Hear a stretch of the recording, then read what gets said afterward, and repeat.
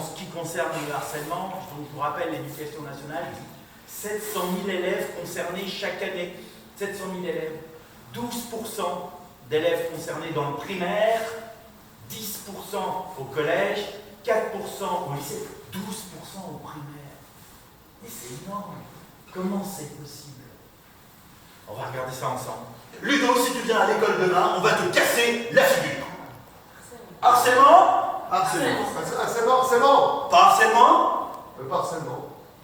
Ben, tu vois, il faut choisir. Il faut faire un choix. Voilà. Alors le harcèlement, c'est quoi? Eh bien, en fait, c'est le fait de tourmenter quelqu'un à répétition. Il faut qu'il y ait de la répétition. Et puis, par des mots ou des attitudes qui font mal. Ok? Ce qui crée une relation de domination.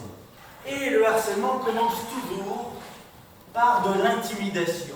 L'intimidation, c'est le vouloir créer chez quelqu'un un sentiment de peur et pour avoir le dessus sur lui. Ça commence toujours comme ça. Alors maintenant, à partir de maintenant, si tu m'insultes, je t'insulte. Et ben voilà, tu vas voir ce que tu vas voir, espèce de petit bonhomme. Gros frère de chair qui pue des croisés avec une truite avec les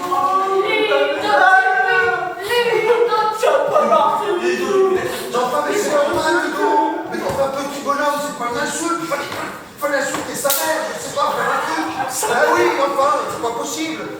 Qui sont les personnes qui sont harcelées? Est-ce qu'elles ont quelque chose de caractéristique? Eh bien, leur caractéristique, c'est qu'elles ont quelque chose qui est différent de la norme du groupe. Juste différent. Madonna. Vous connaissez Madonna? Ouais? Eh bien, elle avait des poils. Elle était surnommée le monstre à poils. Elle a été harcelée. Tom Cruise. Vous connaissez Tom Cruise? Trop petit et des dents de travers. Qui d'autre encore? Kate Winslet. Vous connaissez le film Titanic? Kate Winslet. Ah non, c'est qui? Vous connaissez? Eh bien, elle était ronde quand elle était enfant. Elle a été harcelée au collège. On l'appelait tas de graisse.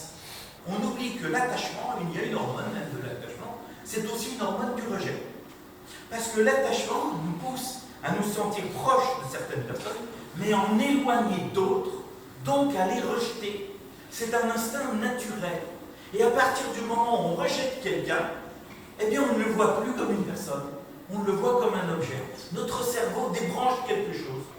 Et en fait, une dernière chose, le groupe finit par penser que la victime du harcèlement est responsable de ce qui lui arrive et le mérite. Ce qui fait que celui qui est harcelé devient de plus en plus seul. Un enfant qui est en situation de harcèlement, est-ce que c'est possible de s'en rendre compte quand on est un parent et même quand on est un enseignant? Eh bien non. C'est quasiment impossible dans un premier temps. 8 enfants sur 10 n'en parlent pas à leurs parents dans une situation de harcèlement. 3 enfants sur 10 n'en parlent à strictement personne. Ils le gardent pour eux. Je suis père de 2 enfants donc, qui ont respectivement 10 et 7 ans. Et souvent, on se fait raconter des anecdotes de camarades qui se sont fait moquer ou parfois, il peut arriver que nos propres enfants se retrouvent dans une spirale répétée de moqueries ou d'humiliation ou de mise à l'écart par certains camarades ou groupes de camarades à l'école. Et donc, déjà de mettre des mots sur ce que vivent nos enfants, sur comprendre les ressentis des victimes, mais également des harceleurs qui peuvent eux-mêmes, le plus souvent, sont des victimes en premier lieu également.